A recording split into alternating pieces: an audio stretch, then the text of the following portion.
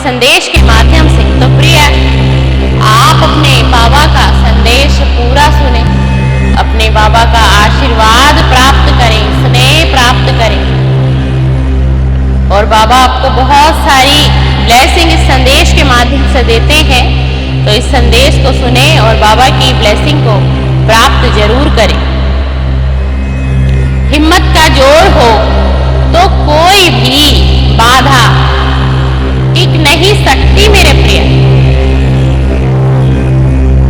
आज मैं तुम्हें बहुत सी बातों का वर्णन करूंगा मेरे प्रिय, मेरे शिष्य, जिससे तुम अपने जीवन को समझ पाओगे और सही गति की तरफ अपने जीवन का मार्गदर्शन तुम मेरे माध्यम से प्रिय कर पाओगे।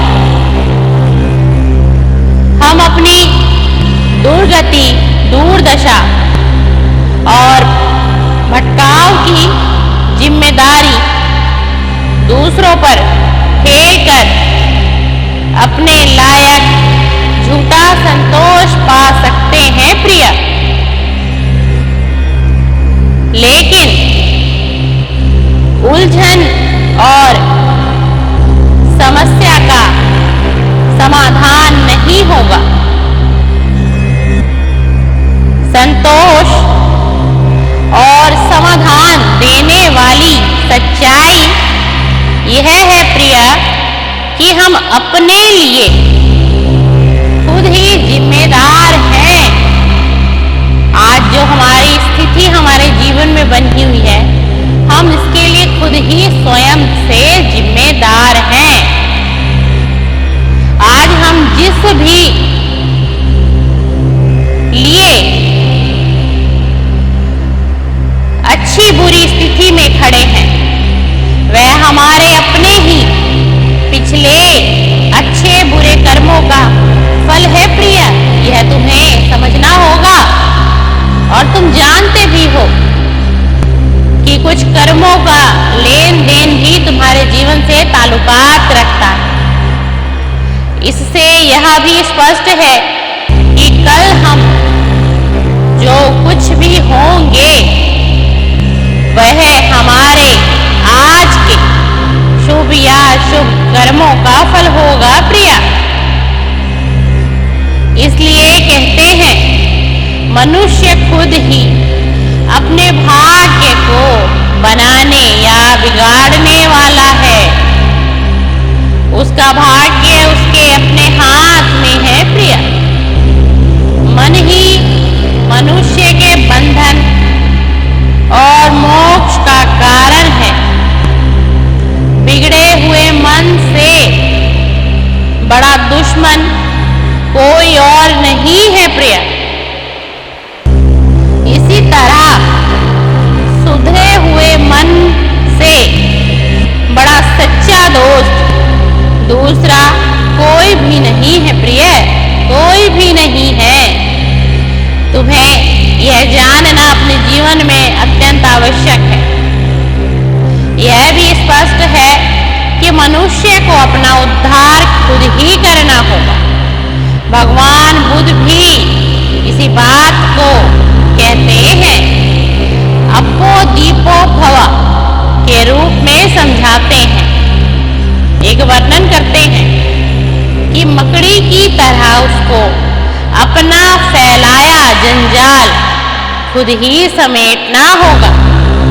मकड़ी के पेट में एक द्रव्य होता है जिससे वह अपने लिए एक जाल बुनती है, फिर उसी में उलझती है और छटपटाती रहती है प्रिया। पर जब उमंग उठाती है तो अपने बुने हुए जाल को ही बटोर कर निकल जाती है और इससे वह फिर मुक्त हो जाती है। किससे? मकड़ी अपने जाले से मुक्त हो जाती है। इस कहानी का वर्णन तुम्हें तुम्हारे जीवन की घटनाओं को समझाने के लिए किया है प्रिय।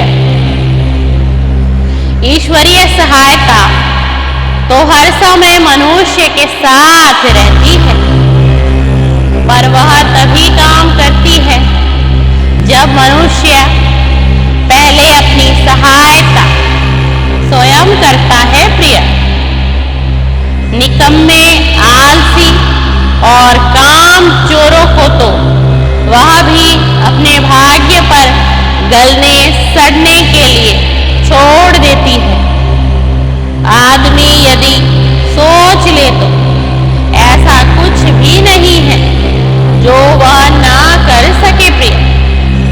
आदमी बना ही उस धातु का है जिसकी हिम्मत और इच्छा शक्ति के सामने कोई रुकावट टिक नहीं सकती मेरे प्रिय।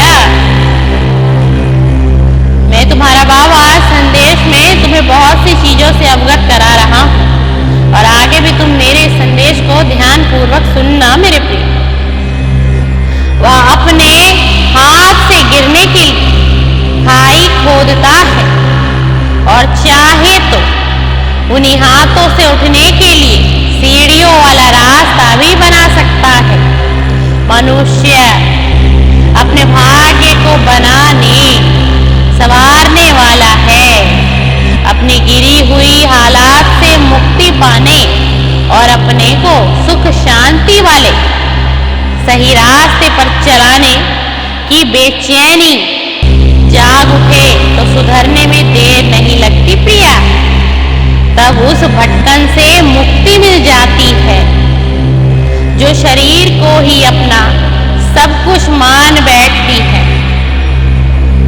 जो वासना तृष्णा और इच्छाओं के इर्द गिर्द ही अपना ताना बाना बुन रही थी और संवेदनहीन जीवन जीने के लिए मजबूर किए हुए थी, फिर मनुष्य अपनी सही पहचान पाते ही उस शेर के बच्चे की तरह अपनी शान में जीने लगता है प्रिय।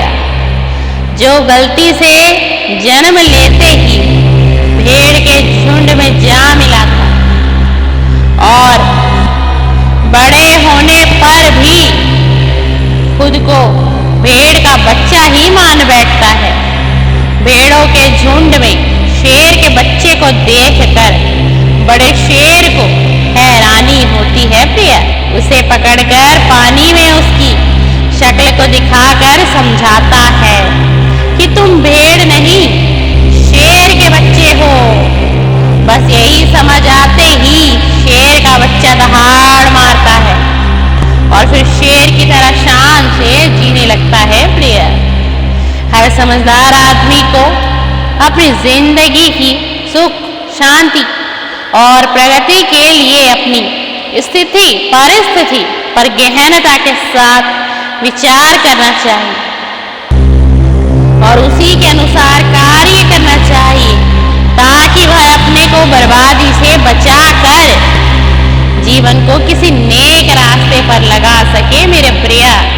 इसीलिए तो मैंने कहा कि हिम्मत का जोर हो तो कोई भी बाधा तुम्हारे जीवन में टिक नहीं सकती मेरे प्रिय, क्योंकि तुम्हारी हिम्मत में इतनी ताकत आ जाती है कि तुम अकेले ही 100 दुखों का भी सामना हंसते हंसते मेरे प्रिय कर सकते हो और कर लोगे। तुम मेरे शिष्य हो, तुम्हारे अंदर कुछ मेरी भी भावनाएं व्यक्त होती हैं समय समय पर जो तुम्हारा मार्गदर्शन करती हैं प्रिय, और ऐसा मार्गदर्शन करती हैं कि तुम्हारी जिंदगी को सफलता की ओर बढ़ाती है, तुम्हें एक हिम्मत देती है, तुम्हारे अंदर एक आकर्षण को पैदा करती है कि तुम्हारा ऑरा चारों ओर से सकारात्मक हो जाता है।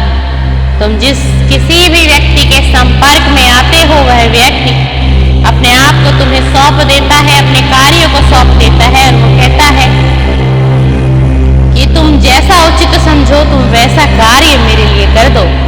क्या यह सत्य वचन है या नहीं प्रिय?